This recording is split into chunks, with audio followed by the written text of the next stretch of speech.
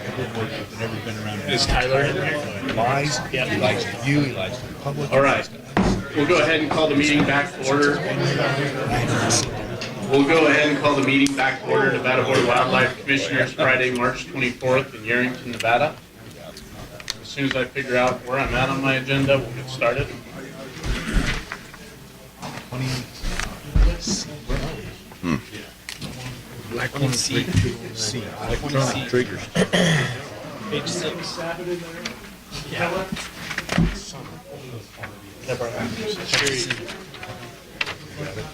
All right, when we broke for lunch, we were on item 20B. Close that out.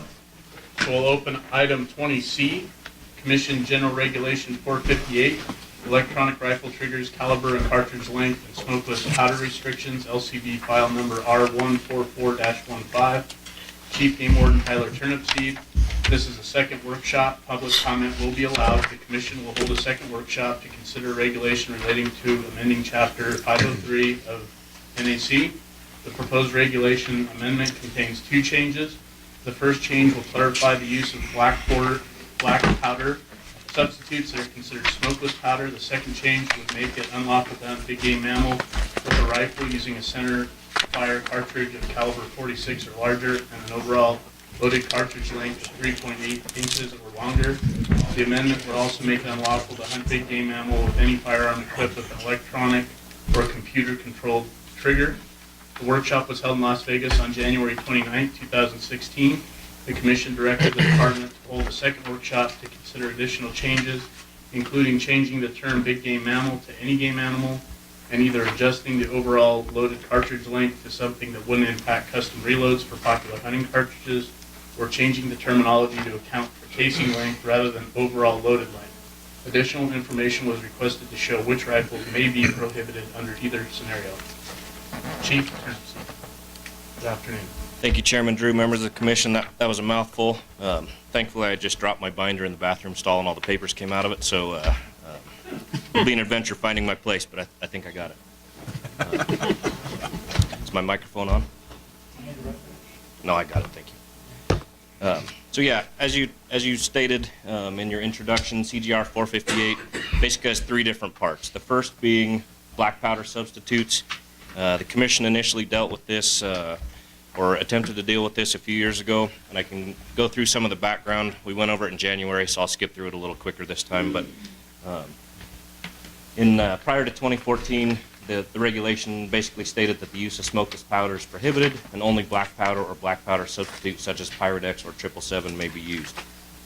And then in about 2010 or 2011, we started getting inquiries about Blackhorn 209 as a muzzleloader propellant, and we started looking into it. Come to find out, Blackhorn 209 markets itself as a black powder substitute, but when you get down to the chemistry of it, it's a nitrocellulose-based powder rather than a carbon-based powder, thereby making it a smokeless powder. So in 2011, we sent a letter out to muzzleloader tag holders basically stating that Blackhorn 209 is not legal as a muzzleloading propellant because it's a smokeless powder. Blackhorn even recommends using a nitrocellulose solvent to clean for it, all that sort of stuff. That created some interest because a lot of people were already using Blackhorn 209. I think there was a petition that came out to this board as a result of it. So in June of 2014, this board took action to remove the phrase such as Pyrodex or 777. When that regulation came out and in print, a lot of us at the field level felt that it still said smokeless powder is prohibited, and therefore Blackhorn 209 would still be a prohibited powder. So, like I said, in January, if it's the desire of the Commission to legalize Blackhorn 209 or some of the others like it, I think to do that, we would need to strike out that phrase, the use of smokeless powder is prohibited. When we sent it to LCB, they also added in that last sentence that only black powder or black powder substitute may be used as a propellant, except that smokeless powder may be used as a black powder substitute if the muzzleloading rifle or muzzleloading musket is specifically designed for its use. Yeah, that's essentially the black powder issue in a nutshell. Do you want to take questions on these individually, or you want me to go through all three portions of the proposed changes before we move on to the comment portion? Any questions on the black powder? Okay, switching gears, the next portion deals with electronic or computer-controlled triggers. I showed the video at the January meeting of the tracking point rifles. It's a company that basically is building these rifle and scope combinations that, in which the scope takes into account all the factors of the target movement, curvature of the earth, the ballistics of the round, the pressure in the air, all that sort of stuff. Essentially, what it boils down to is the person who is holding the gun pushes a button to paint the target with a laser. Then, once you bring the crosshairs back up to that spot where you've pointed the laser, so you depress the trigger, then you bring the crosshairs back up to where you've painted the target with a laser. The rifle takes into account all these environmental factors, adjusts itself, and when the crosshairs get close to the laser, the gun fires itself, launches the round, they call it. They guarantee accuracy within a half an inch at over a mile on targets moving up to 30 miles an hour. Again, we had the videos at the last meeting, but you guys saw that. This is what the rifle looks like. It's just an area that I think a lot of people feel goes too far in the fair chase arena. With this particular proposed change and some of the others, sometimes we hear the argument that you can't regulate ethics, you can't regulate fair chase. And I would only agree to that on a certain level.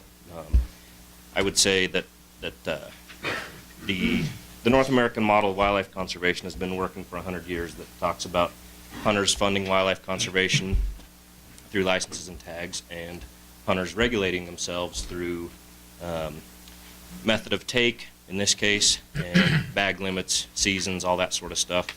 And I think this is a perfect example of that, a method of take that in my mind goes too far. Too far on the fair chase spectrum. Again, like I said, I took the video out. Everybody saw that at the last meeting. Any questions on the specific to the electronic triggers portion? What we did in the regulation, short and sweet, basically said it's unlawful to hunt a big game mammal with any firearm that is equipped with an electronic or computer-controlled trigger. One of the questions in my mind when we started looking at it was, is this going to affect disabled hunters who take specialized equipment?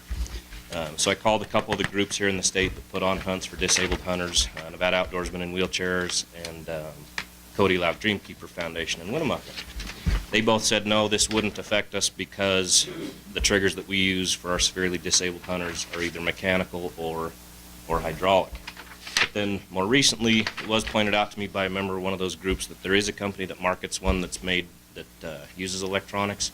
It's a simpler one. It goes on the trigger guard, and basically it does use electricity, a little servo that depresses the trigger. So that is something that I don't know if this board wants to consider or not in moving ahead with it. But like I said, my prior information said that it wasn't an issue, but now more recently I did figure out that there is one that is electronic controlled.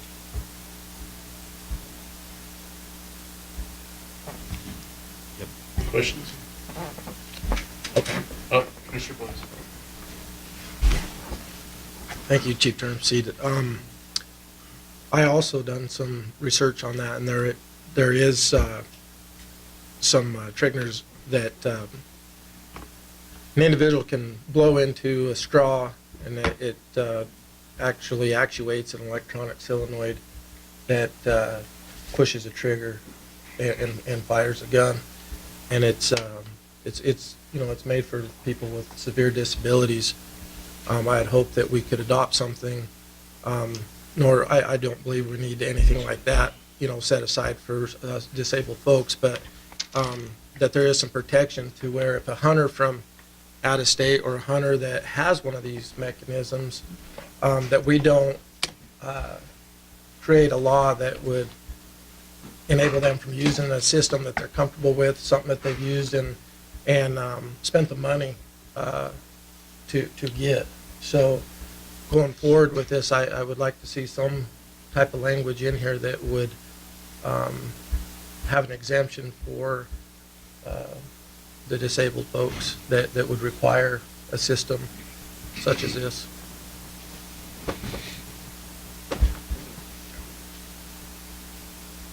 Commissioner Young. Thank you, Mr. Chairman. Tyler, as you know, I agreed 100% with your thought process, and I just want to throw my support in there with the exception clause that Commissioner Bliss is recommending. I think that that's very reasonable, so love to see you come back here with a little crafting that in there. I think you'd have a lot of support for it. Thank you.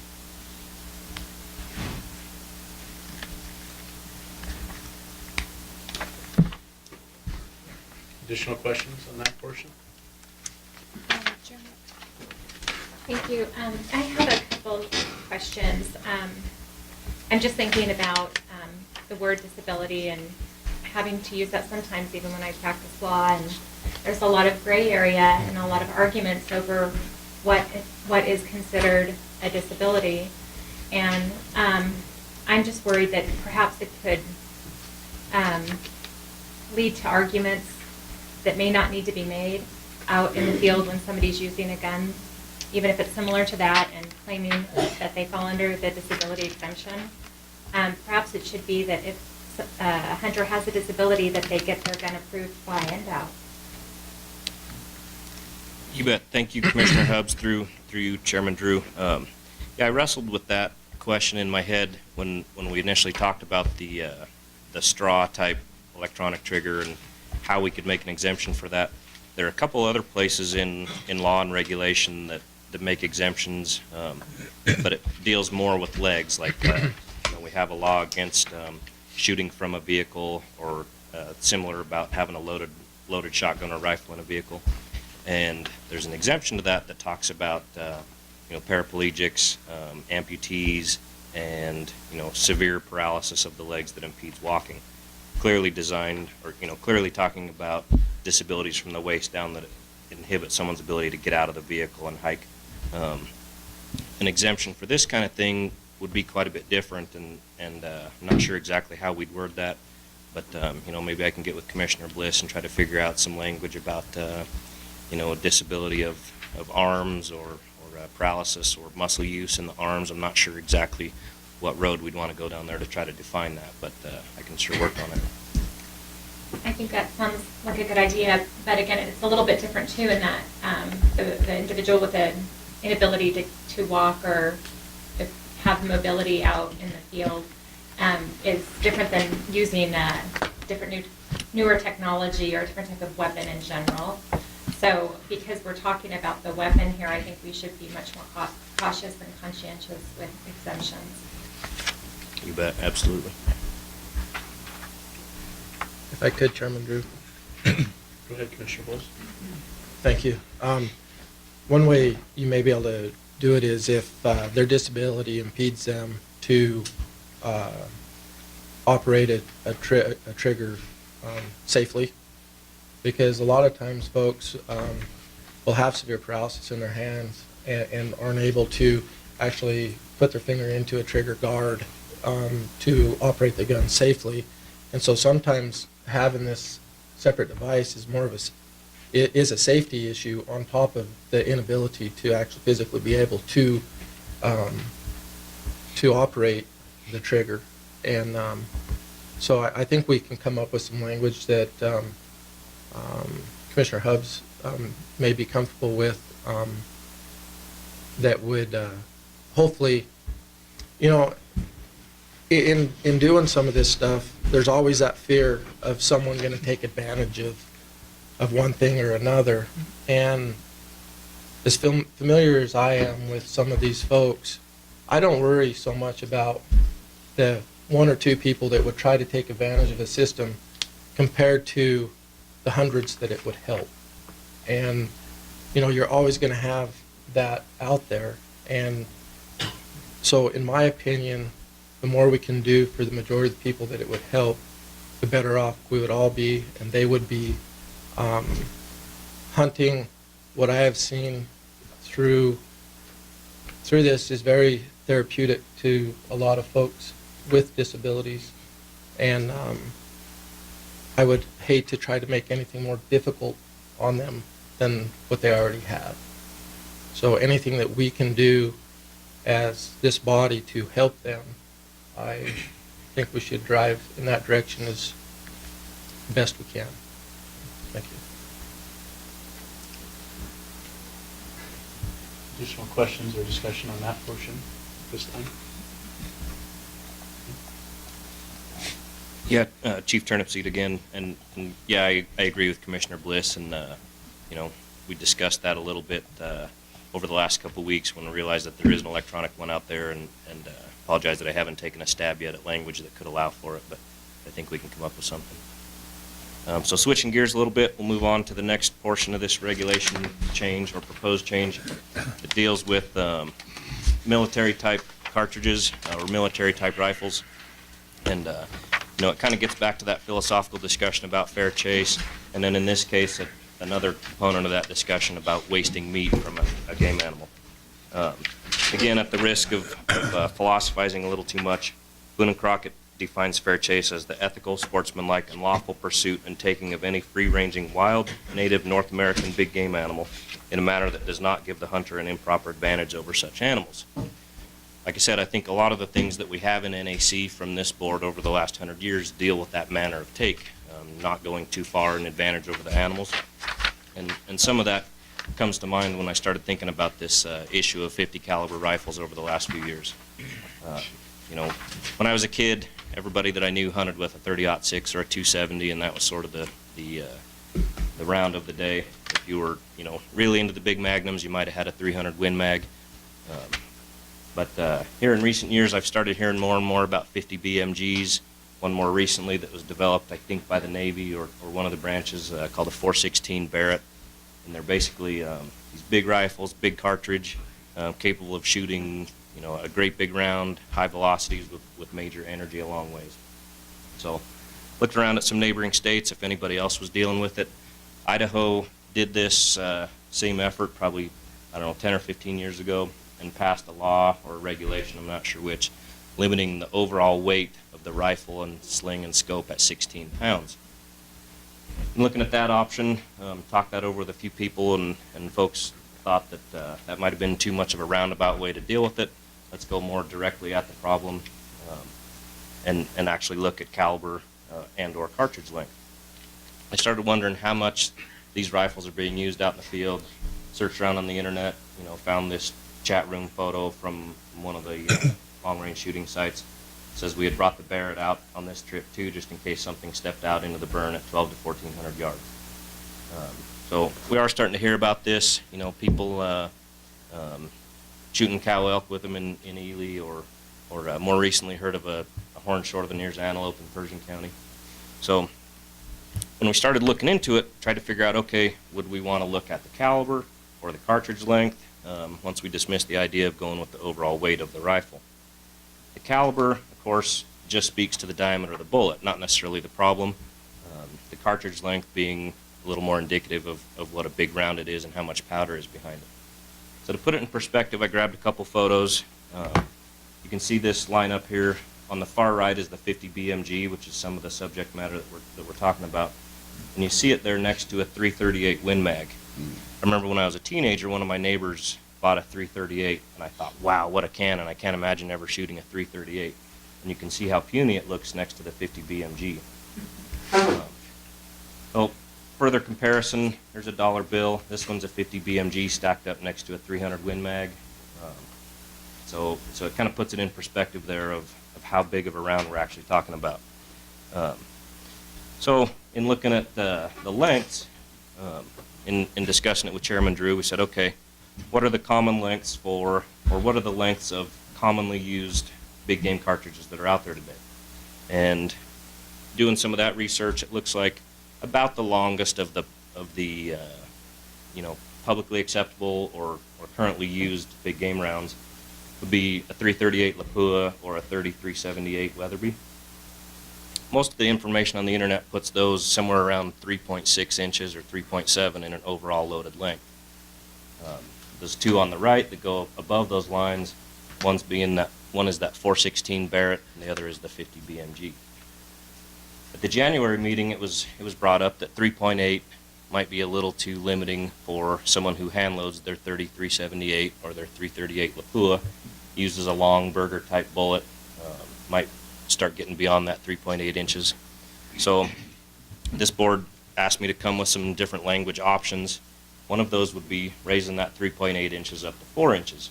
Number one, it's a nice round number. It looks easier to deal with in a regulation. And then secondly, of course, it gives a little more room for a hand loader who's loading for a 3378 or a 338 Lapua.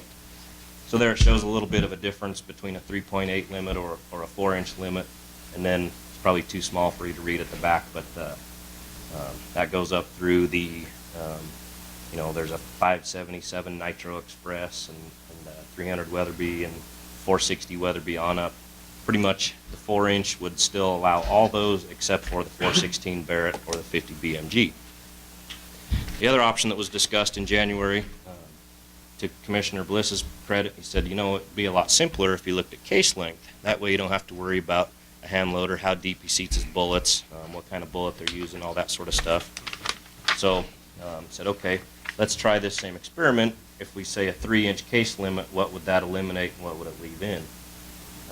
And again, the print is probably too small for you to see in the room, but that still would allow in some stuff like a 450 Nitro Express, 577 Nitro Express, 500 Nitro Express, things that quite honestly I've never seen before. They're primarily African rounds. It would eliminate the two that we've talked about before, the 50 BMG, 416 Barrett, but it would also eliminate two others, a 470 Nitro Express and a 505 Gibbs. Again, I'm not sure what those are. I've never seen one in the field, but they would fall over that 3-inch case limit. I see you guys looking at the support material you have there. It's basically a chart of each one of these options, one being overall loaded length limit, one being a case limit, and one being the caliber portion. Highlighted in red would be the ones that fall beyond the measurement that you're looking at. The other portion of this that was in the regulation as proposed has drawn a lot more criticism from the public, I would say, looking at public input over the last couple of weeks, and that's the caliber portion. In drafting this initially, again, I looked at, okay, what are calibers and cartridges that are commonly in use today, and what are the biggest of those in terms of caliber? What I came up with there was there's a 416 Rigby, about the biggest that I could find that was in much commonplace use was a 458 Winchester Magnum. So I said, okay, if we were to look at limiting caliber, if we drew the line at 46, that would still allow most common hunting cartridges that are in use today, but prohibit the 50 BMG that we were initially looking at. Then through some of the public input, some people came forward and said, well, yeah, but what about some of the antique black powder type cartridges? What about the 505 Gibbs, 500 Jeffrey? Again, in 18 years, I've never seen one of those out in the field in Nevada, but it's conceivable that they could be in use. So this one shows the caliber limit. Again, the caliber portion has probably gotten a lot more public criticism than the cartridge length part. And I guess it would obviously be the pleasure of the board, but I think, if that's an option, if you wanted to pick one of the three, whether it be case length or cartridge length, or caliber, or two of them in combination. Oh, this was one of the photos I grabbed in January. A wise man once said, never start an argument with a man who can end you from another zip code. I thought that was kind of prophetic in this topic that we're talking about, 50 BMGs and 416 Barretts and these really big military type cartridges. Questions for Tyler? Initial thoughts? Okay. Thanks, Tyler. I think what I'll do is open it up for County Advisory Board input at this time. I know we got a lot of action reports. Some of you who may not have been at the February meeting, I think have seen some additional information. We wanted that to come out just to continue our conversation on collecting more input.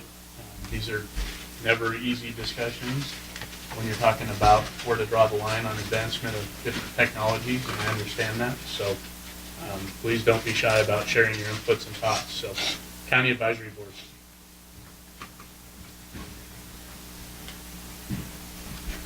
Sean Shea, Washington County. Actually, we didn't take a... Sean, is your mic on?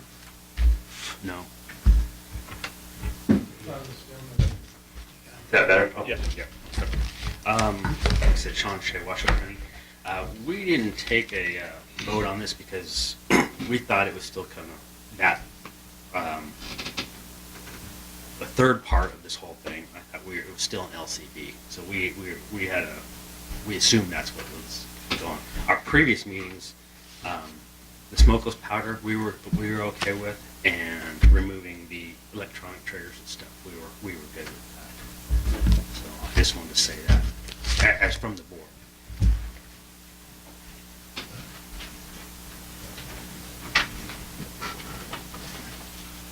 Good afternoon, guys.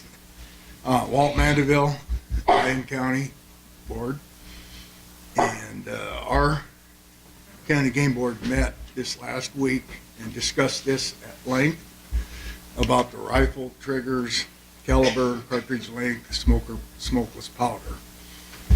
Generally, the outcome of our discussion was, and I can remember when the black powder group first started gathering up to try to get a special season, and that was back in the Lakes Crossing days.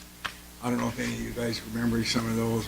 We had meetings stacked with black powder people, and they got a season, which we have.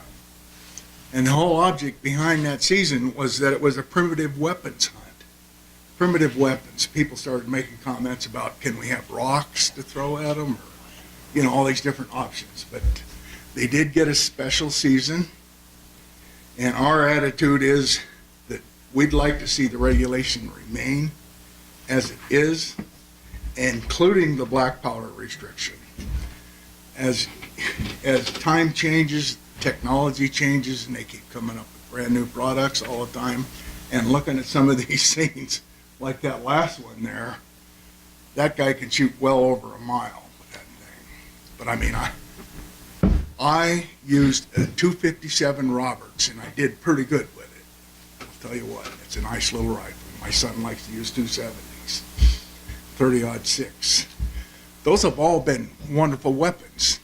Years ago, we had the 25-35 question, which was a kind of a much smaller weapon, but they said that if it has a certain amount of power at such and such a yardage, it would be okay. So, and I think that's still in the regulation. But anyhow, Lyon County is against this change. We'd like to see it remain as it has been. And I don't know what to say about disabled people. We have plenty of regulations that help them out, because somebody can guide and take somebody out in a wheelchair. At the management area, we had a guy that used to sit at the intersection in a wheelchair waiting for a deer to cross. And so that's possible. But I mean, you can't do everything. Anyhow, that's what I have to offer. And thank you for listening. So Walt, just real quick, your board was opposed to all three changes? That's correct. Okay. That is correct. Additional counties? For the record. Excuse me, sorry. For the record, Corey Lytle, Lincoln County. We were in support of the regulation. The only exception we had was the overall cartridge length, and we went with casing length, 3 inches.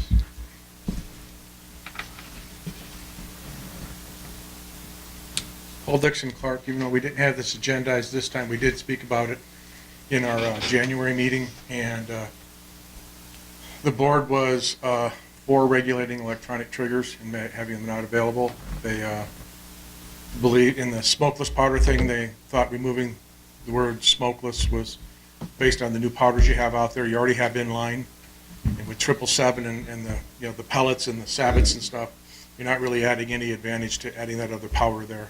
Maybe you might add 25 or 30 yards to a shot if somebody really wants to take it, but we're not scoped. And as far as cartridge length and other things, we didn't have discussions on that yet. We were really looking to see what was going to come back from this commission, because it's been circling around with so many different options.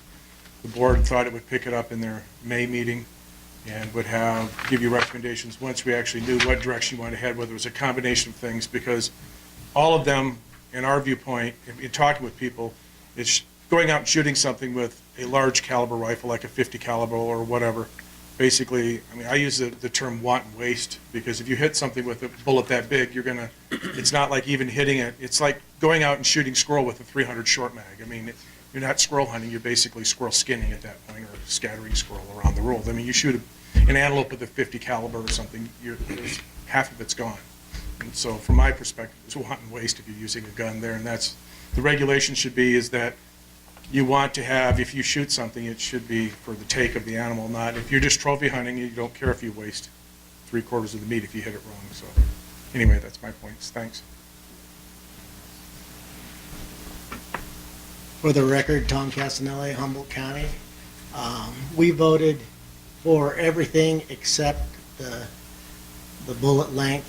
It was a 2-3 vote. They wanted to eliminate that part of the deal, but it was a split. 3 voted for keeping it out, and 2 for. Thank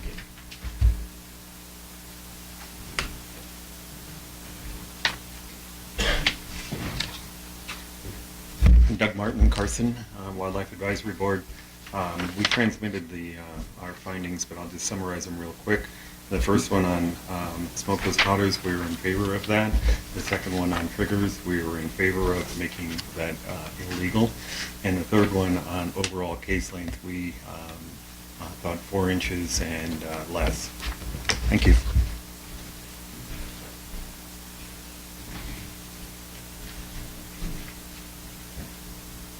Okay. Is that all the counties? Mineral, come on up.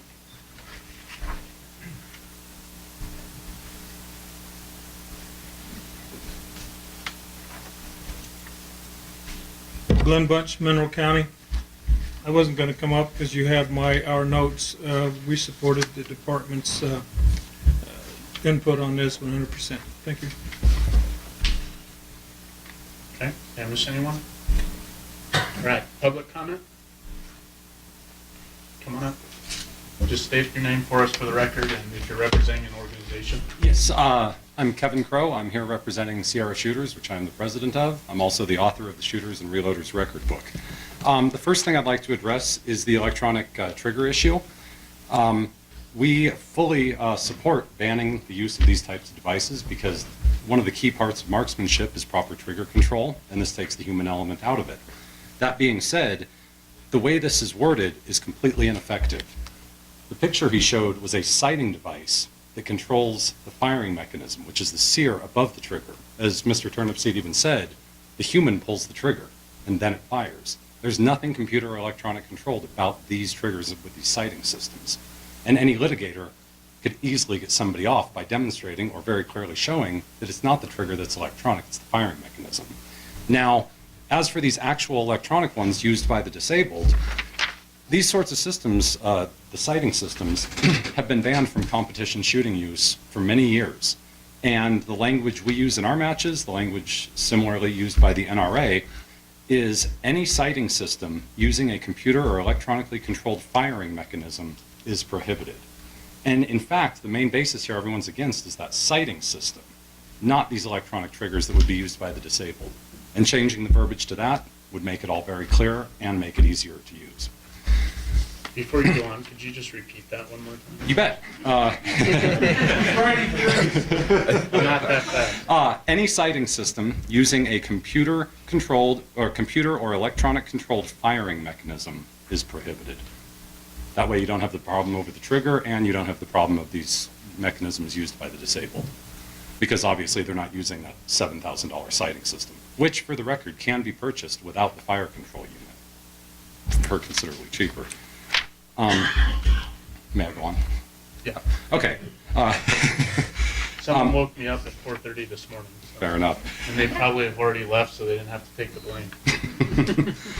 The next and bigger issue I'd like to get onto is the caliber and cartridge length issue. We discussed this at length among our group, and we can't understand the motivation or justification for this regulation. Because it seems like they're either doubling up on regulations, like, for example, the wasted game meat. These rounds cause a lot of destruction. We already have regulations against wasting game meat.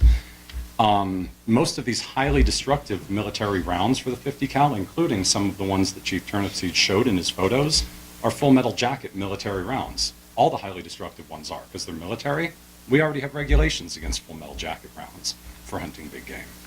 So I find all that to be non-issue. If it has to do with the idea that we don't want people taking long or extended shots, people who are going to take irresponsibly or unethically long shots will do it regardless of caliber. And these modern rifles don't change any of that. The Creedmoor teams of the 1870s had repeatable, highly accurate shots to 1,000 yards with their Sharps black powder rifles. Currently, the U.S. Palma team competes between 600 and 1,000 yards with 155 grain bullets out of a .308. It is not necessary to use a 50 cal to shoot long, and people accurately do it all the time. There's that, and the main issue of concern for me is that, especially when I see these photos being displayed, it seems that saying we don't want people using military rifles or sniper rifles is playing into the syntax and the verbiage that the antis use. Because if we really get down to it, all rifles are military rifles. Since Vietnam, the military's go-to sniper rifle has been the M40, which has the civilian name of a Remington 700. With over 5 million in circulation, it is by far the most popular hunting rifle in the country. So we want to make sure we're using correct terminology here also. And like I said, these, they look really scary, but is that what we're basing our decision off of instead of any actual data? That's my big concern with the caliber issue. Thank you. Thank you. Next public comment.